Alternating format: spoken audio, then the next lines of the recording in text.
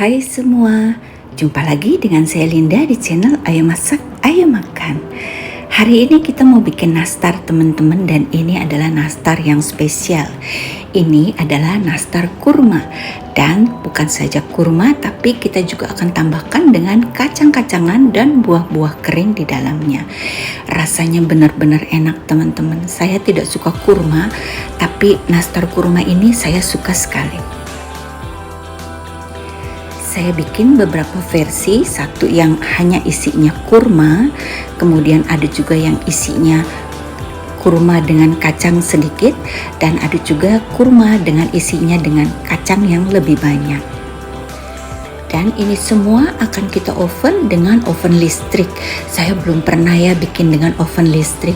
Perjuangan juga untuk saya, dan saya yakin juga untuk kalian. Gimana caranya menggunakan oven listrik agar nastar tidak retak? Ikuti terus video ini. Di sini saya ada 450 gram kurma yang saya beli di Indomaret. Kita buang bijinya, dan saya ada 100 gram aprikot kering. Ini akan kita potong-potong kecil seperti ini, dan juga saya akan tambahkan dengan kismis sebanyak 100 gram. Saya juga pakai kacang tanah dan kacang almond teman-teman, masing-masing sebanyak 100 gram yang saya oven dulu di suhu 150 derajat selama 30 menit. Dan ini kita akan haluskan dengan food processor atau kalian bisa blender ya. Bila sudah halus, kita akan langsung masukkan kurma yang tadi sudah kita buang bijinya ya teman-teman. Kalau bisa dipotong kecil-kecil kurmanya. Ini saya kurmanya besar-besar. Prosesor saya habis bikin ini dia langsung ngadat teman-teman. Kismis kita bisa masukkan bareng dengan kurma tadi ya. Tapi kalau untuk aprikotnya kita masukkan belakangan. Nah ini kita aduk-aduk, kalian gak usah khawatir kelihatannya dia ambiar gitu ya, tidak menempel. Tapi kalau setelah kita uleni dia akan menyatu teman-teman, seperti selai nanas. Karena kurma ini kan dia lengket ya.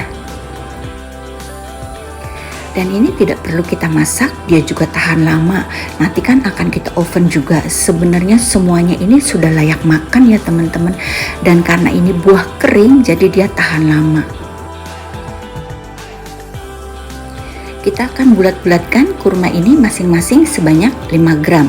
Kita pakai sarung tangan plastik seperti ini teman-teman, supaya tidak menempel di tangan kita. Seperti ini hasilnya teman-teman. Kalau kalian suka rempah-rempahan, ini bisa juga dikasih dengan cardamom bubuk, kapulaga bubuk ya teman-teman, dan cinnamon bubuk kayu manis. Untuk kulitnya saya tidak akan ajarkan teman-teman, kalian bisa lihat di video-video saya sebelumnya. Kulitnya terserah mau ekonomis, mau premium, mau full wisman, terserah kalian. Karena ini kalau saya masukin sama aja cara bikinnya, tapi akan menambah durasi. Jadi ini kita pulung-pulung 6 detik, lalu kita akan bungkus sama seperti kita bungkus nastar pada umumnya. Dan ini pengerjaannya malah lebih gampang karena kurmanya ini agak lumayan keras. Kelihatannya dia kokoh tapi tidak keras. Ketika kita makan dia lembut banget, dan wangi kacangnya tuh terasa banget. Apalagi kalau kalian pakai almond seperti saya ya. Supaya gampang nanti kita tata di toples, kalian jangan besar-besar. Ini maksimal 11 gram teman-teman, jangan lebih. Nastar kurma ini rasanya enak banget, dan kita bikinnya juga cepet banget karena kita tidak perlu masak-masak nanas ya teman-teman. Dan ini rasa baru, pasti teman-teman kalian, keluarga kalian semua suka. Apalagi ini kalau kita makan pas buka puasa gitu ya, pasti mantap sekali. Selanjutnya ini akan kita oven dulu, baru kita oles. Berbeda dengan cara oven nastar di oven tangkring maupun di oven gas, untuk oven listrik, panasin ovennya tidak perlu lama-lama, cukup 2 menit saja. Setelah 2 menit kalian langsung masukin nastarnya ini. Jadi nastar ini akan kita oven secara slow bake, panas yang pelan-pelan ya teman-teman. Dari panas yang rendah dia naik ke atas. Ini kita akan oven di suhu 150 derajat, api atas dan bawah dengan kipas, dan hanya 2 menit saja waktu pemanasan oven. Waktu panggang oven sekitar 30 menit teman-teman. Nah ini sudah matang, kita akan tunggu dingin. Setelah dingin baru kita oles.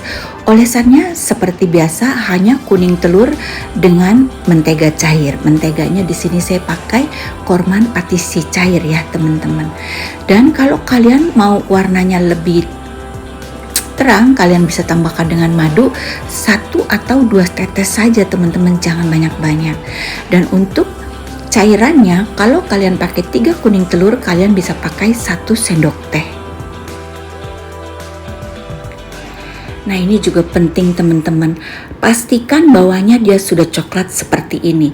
Kalau bawahnya masih putih, ketika kalian olesi dengan kuning telur, dia akan mengeluarkan bubble dan diolesinnya susah banget, dia akan tergerus lapisan atasnya, maka hasilnya kuning telurnya ini dia akan bercampur dengan remahan-remahan dari kulit nastar ini ya, hasilnya akan jelek sekali. Jadi dia harus bawahnya sudah coklat dulu, baru kita angkat. Kita olesinya 2 kali ya teman-teman. Setelah selesai seluruh nampan ini, langsung kita olesi lagi 1 kali lagi. Jadi tidak perlu kalian olesi dulu nampan yang lain. Selesaikan 1 nampan ini, karena dari pelajaran saya, kalau kita tunggu lama nanti kuning telurnya keburu pecah. Kita akan oven kembali nastar ini di suhu 160 api atas dan api bawah 120 derajat dengan kipas, dan kali ini tidak perlu dipanasin dulu teman-teman, langsung aja kita masukin ke dalam oven. Saya sudah coba untuk biar lebih tinggi gitu ya, suhunya saya masukin 170 derajat tapi nggak bisa, dia pecah.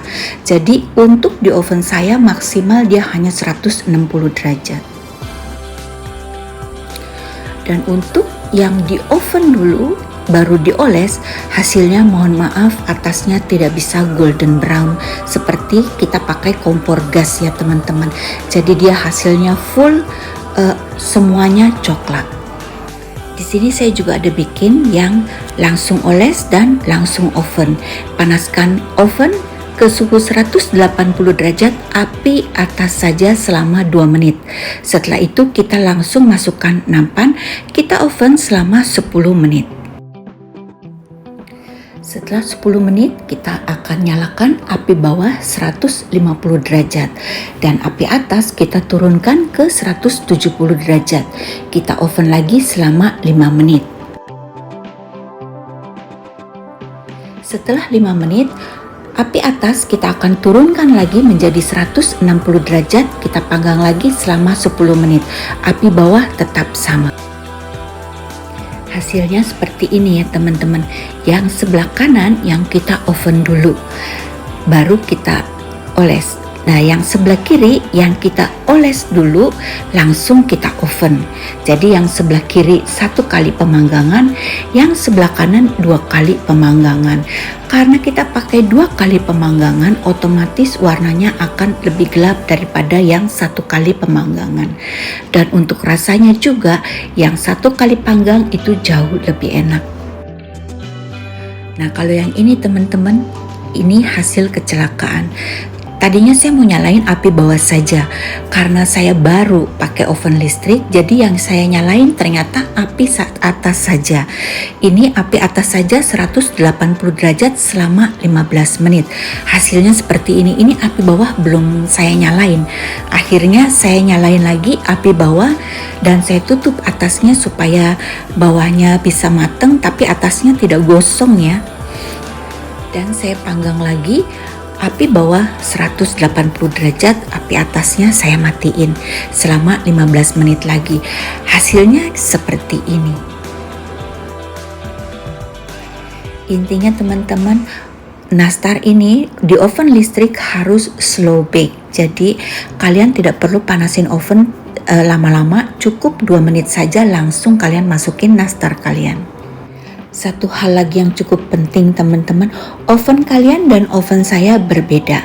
Mereknya beda, tipenya beda, mungkin juga kapasitasnya berbeda. Jadi kenali oven masing-masing.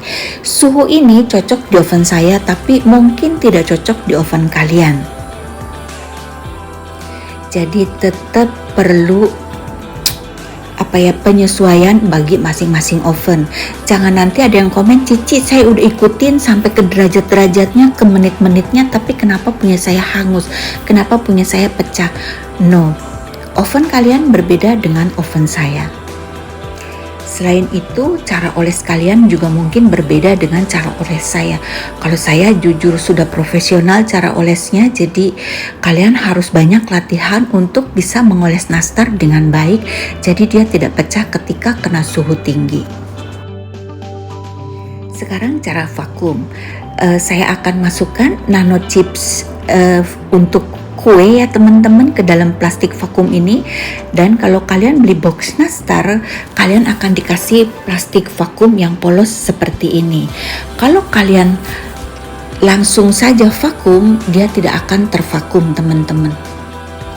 Kalian lihat, kalian mau pencet apa saja, udaranya tidak akan tersedot teman-teman.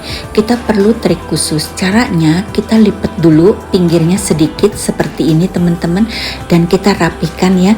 Kalian lihat ini kelipet sedikit ya, baru kita sedot pelan-pelan, maka dia akan tersedot. Kita pakai push yang kita perlu pencet, jangan yang otomatis teman-teman. Jadi jangan sampai terlalu tersedot semuanya, nanti akhirnya gepeng nastar kita.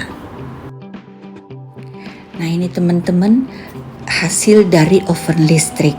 Ada yang pecah, tentu saja pertama kali saya pakai saya masih bingung dengan suhunya, tapi akhirnya setelah berkali-kali saya coba, saya dapat suhu yang tepat menurut saya yang bisa saya bagikan kepada kalian.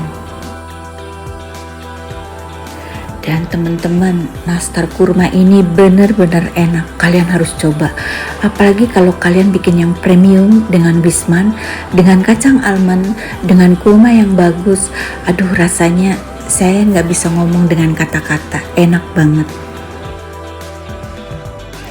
Akhirnya selesai sudah video kita teman-teman, semoga bermanfaat. Dan untuk kalian yang belum subscribe, di subscribe dulu. Sampai jumpa di video selanjutnya ya teman-teman.